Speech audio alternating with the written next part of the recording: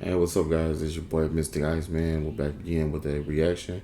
We are watching all of the Five Nights at Freddy's theories by Matpat, um, and maybe even some more from other people like Ozone and so on and so forth. You get what I'm saying?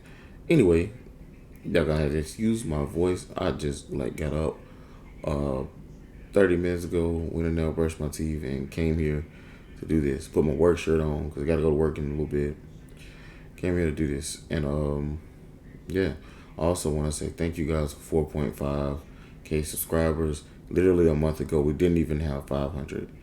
So I really appreciate you guys for your support and how y'all been showing out for the channel. I really, really, really appreciate that. Thank you. Anyway, with that being said, let's move along with this one. This is we're doing them in different parts for me, all right? So we've seen 4 of them. The first 4. This is the 5th one. So it's part 5 for us, but it's really what did he name it? It's so FNAF Mystery Solved Part 2. This came out 7 years ago. Finally has their first real animatronic, who then haunts the player for 5 nights and a nightmare night until the place burns down due to faulty wiring. The end. Take a bow. It's finally over. Well, kinda. We're still left with one final, seemingly impossible question to answer. Who is the purple guy? After spending, I kid you not, full days plotting out all the details of this game franchise on whiteboards, talking it over with anyone who would stand to listen to me ramble on and on about fictional haunted robots, and just— I will say, guys, I have seen these theories. It's been 7 years since I've seen these theories, so it's really, really more of a refresher for me. Love the FNAF series and all that comes with it. And yeah, so I have seen these theories, and since I've been rewatching through the theories, it's a lot of stuff just seems different, and a lot of stuff looks different now.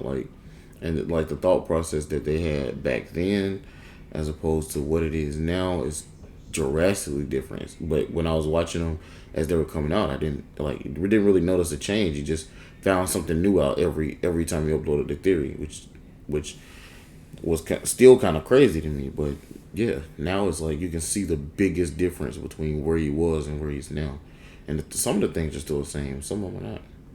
Looking at it from every possible angle, all logic points to it being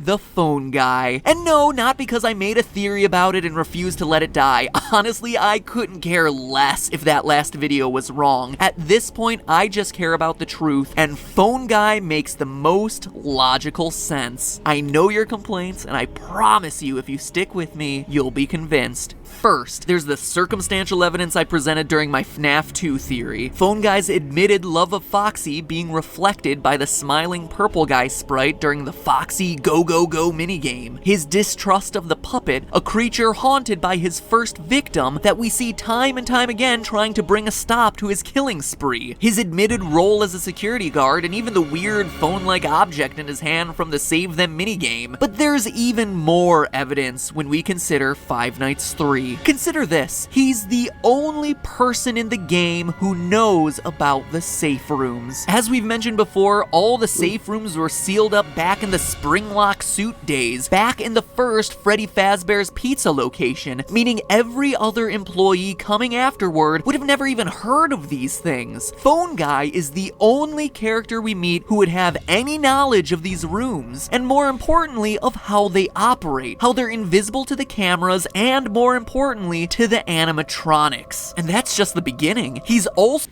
See, that's something I never thought about. When the phone guy was describing things, me personally, when the game first came out, I did not play it because it seemed kind of like a cheap gimmick, to just get on the phone and just get jump scared about some animatronics or something.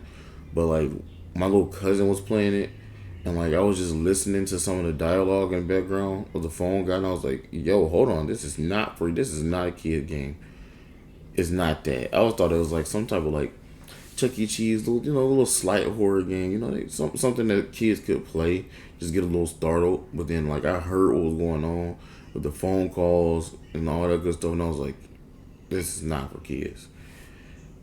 So the only person who knows how to use the springlock suits. Again, once they were decommissioned, the suits were hidden away. Regardless of whether you believe that the killer used a golden Bonnie suit the whole time or you think he used a golden Freddy suit, either way, we know for a fact the killer was using one of the yellow springlocked suits, and Phone Guy is the only character we know who had knowledge of A, where they were hidden, and B, how they were operated safely. Now, I know a lot of people have said that it couldn't have been Phone Guy because he knew better. He knew that they were dangerous and could kill him, so if he was indeed the purple guy, he wouldn't just hop into a Springtrap suit like we see depicted at the ending of FNAF 3. But there's one key detail that everyone has been overlooking and that Scott carefully included in this game. Listen.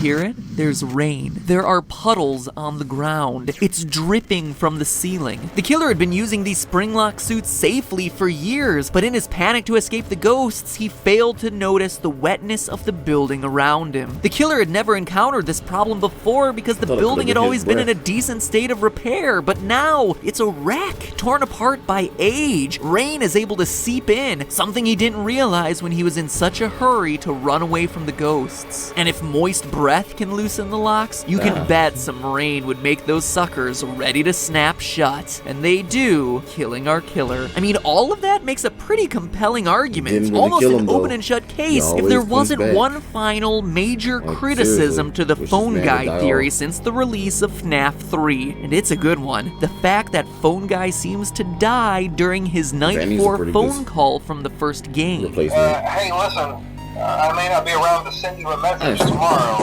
Honestly, most of you watching now have probably already like seen Security Breach, like playthroughs or whatever, seeing the theories on it. Vanny's more creepy than William Afton is, and William Afton actually got bodies. Like, Vanny's more creepy. And does Vanny got bodies? Has Vanny actually taken anybody out? I don't think Gregory was the first missing kid in the mall. I don't know. I guess we'll see when we get there. It's been a bad night here for me.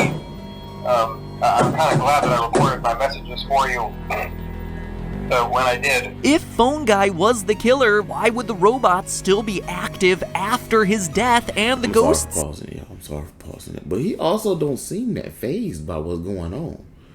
Like, when he's talking on the phone just then, these things are trying to get in and kill you. And you're talking cordially on a record, like you're trying to record the message. Talking cordially. First of all, if he's in one of the safe rooms recording the message, how did they get the tapes out if they sealed them up? I know Henry went back in the room and saw him there and left him locked up there. But when did Henry decide, oh, I'm going to yank this tape up out of his hands and take it back and let my new employee listen to it without me listening to it first?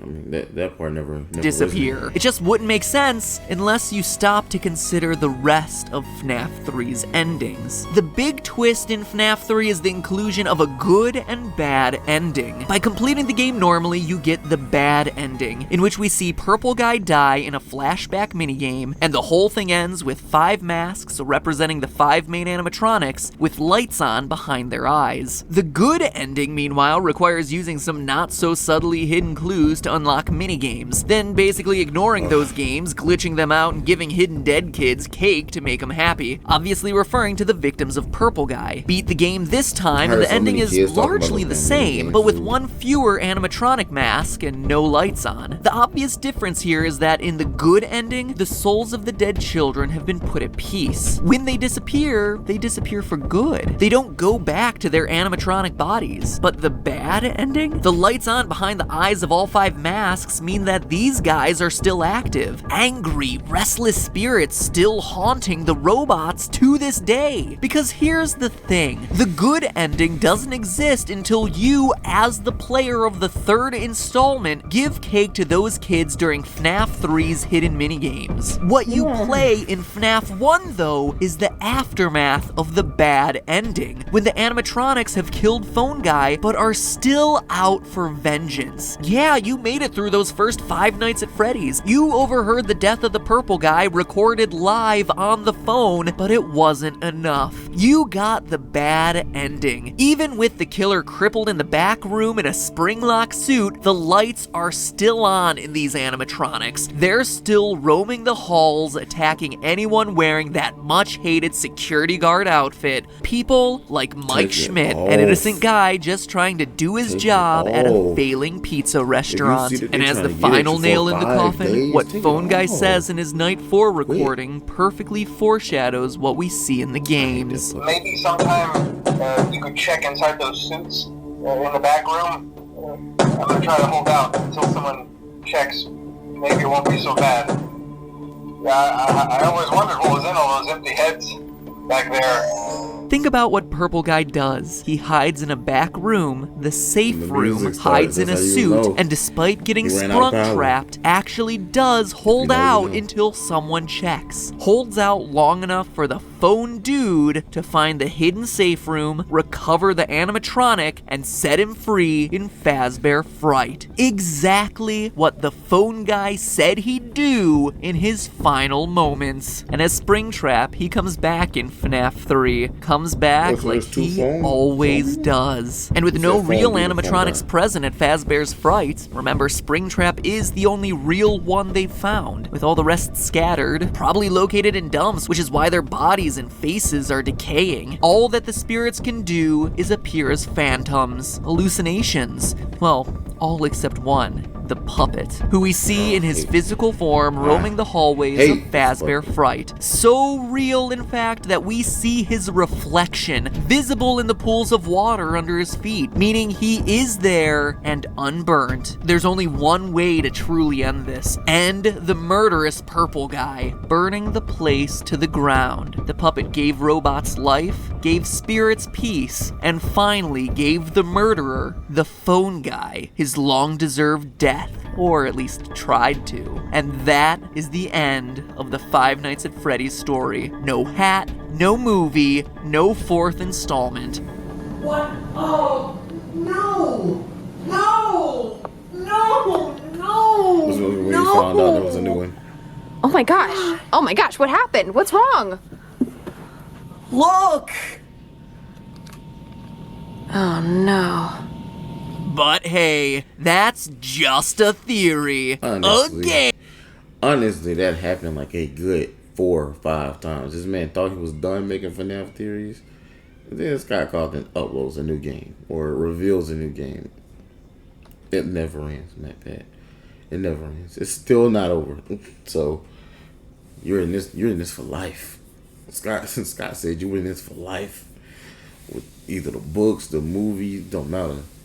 Anyway, guys, that's gonna be all for this video. I hope you enjoyed. If you did, hit that like button, subscribe, all that good stuff. And I appreciate you guys again for helping me with all this growth. And we're gonna continue to grow and do big things. We're gonna do big things, but we just gotta get there. So I appreciate all of you that's sticking with me. And with that being said, I'll see you guys in the next video.